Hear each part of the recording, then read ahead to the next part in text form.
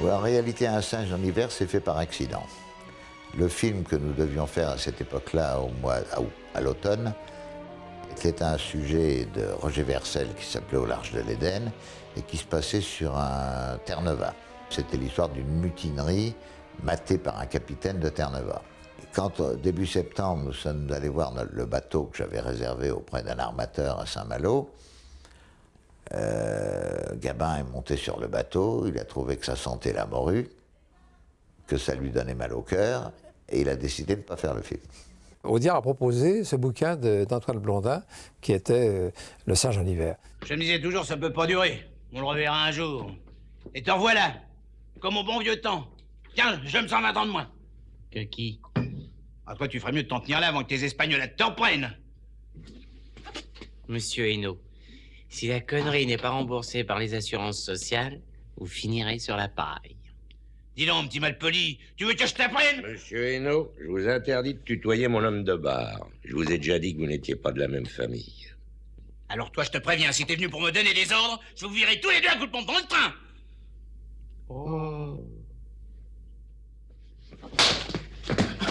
Michel Audiard, vous le savez, bon, il a une sémantique très particulière. Il a un signifiant de la manière de parler de Gabin et de Belmondo, et lui-même d'ailleurs était de la même source, puisque finalement c'est une espèce de parler parigot, sémantique très parisienne. Et donc il avait la voix de Gabin dans l'oreille, celle de Jean-Paul aussi, et il leur a fait un dialogue sur mesure. On ne connaît plus, on ne salue plus. On méprise. Quand Gabin dit à Jean-Paul « t'es ma jeunesse », il le pensait vraiment. Embrasse-moi, mec. Tiens, t'es mes 20 ans. Nique les champions du monde. On y va. Vous savez que c'est très difficile de jouer, pour Jean en tout cas, c'était très difficile de jouer l'homme ivre, l'homme saoul. Amiral Guéprat. Allez, le galop, le divin chauve. Moi, je l'ai quand même fréquenté pendant 25 ans. Je l'ai vu ayant bu beaucoup, mais jamais ivre, jamais ivre. Ayant, comme il disait, une petite soupe, hein, mais gai. Et celui-là, je le bois à mon pote Gédéon, tombé dans le traquenard de Langson. À Roselito, le plus grand de tous. Il buvait du thé. C'était du thé. Le picombière que Franqueur, dans son bistrot, leur servait, qui aidait à faire leur scène d'ivresse, c'était du thé. C'est ça le talent des acteurs. Yo soy unico.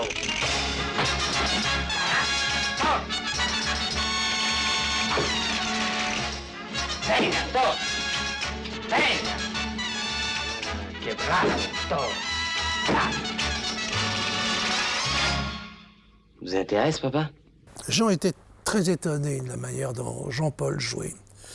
Il était stupéfait de voir Jean-Paul faire des blagues avant le tournage, jouer au foot, par exemple, et être appelé pour tourner en l'espace de quelques minutes à peine, et d'un seul coup de retrouver tout de suite, sans concentration auparavant, son personnage du film.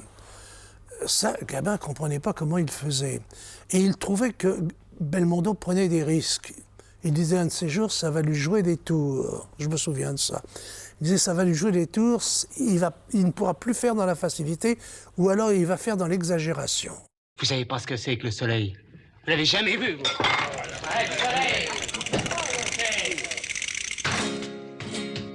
Par exemple, dans la scène du flamenco, bon, beaucoup de gens ont pensé que Belmondo dansait le flamenco. Bon.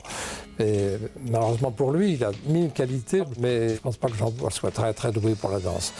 Là, on l'a doublé par un Espagnol, mais le montage a été très, très, très bien fait et il pouvait quand même marteler quelques pas, quand même. Bon, notamment quand il monte sur la table, c'était les pieds d'un autre danseur.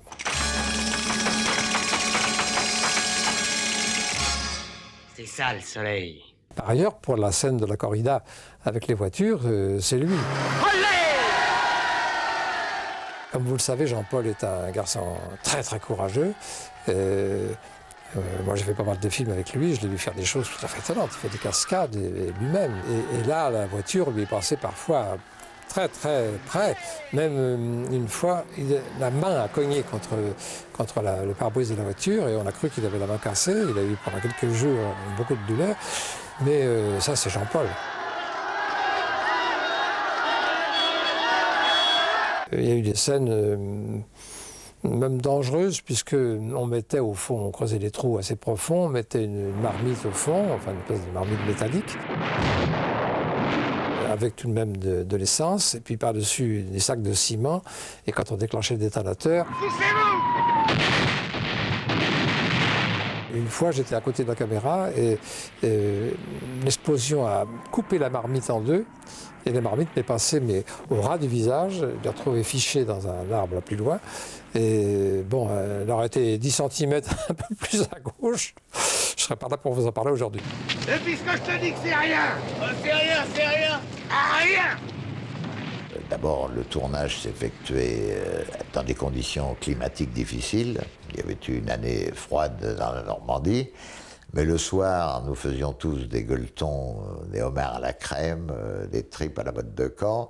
Et après, on faisait une fête sportive sur la plage ou autour du Normandie en faisant des américaines à bicyclette, où Gabin faisait le rôle du chronométreur dans son fauteuil. Pinotto, Costa-Gavras, qui étaient les assistants, couraient le 100 mètres devant le Normandie. Et à la suite de ce film, j'ai créé un club Paris-Deauville pour faire Paris-Deauville à bicyclette tous les ans, en souvenir du Saint-Jean d'hiver. C'est quand même triste, un jeune homme seul devant sa soupe. Bien sûr que c'est triste, seulement si je l'invite, tu diras encore que je manigance des trucs. Et je me souviens d'un incident, d'ailleurs, qui est très caractéristique de la personnalité de Gabin.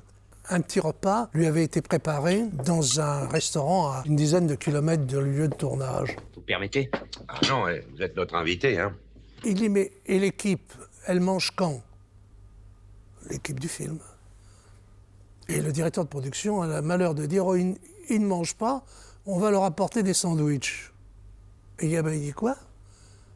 L'équipe ne mange pas et moi, vous me demandez de manger? Il n'en est pas question. Si je mange, l'équipe doit manger, et chaud.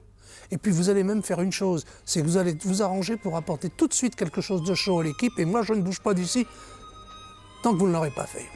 Dites donc, Quoi? qu'est-ce que c'est que votre endroit? Eh ben, les gourmets disent que c'est une maison de poste et les Visla un restaurant chinois. Vous y allez souvent?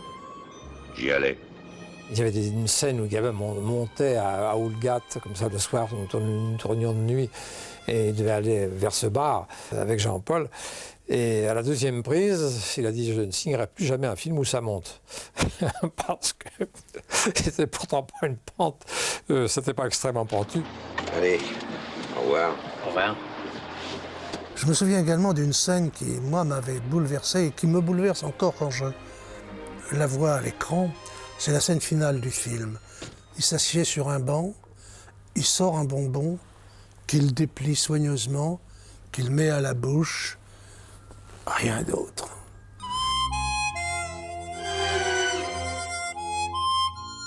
Et pourtant passe toute une détresse, tout un désenchantement de la vie.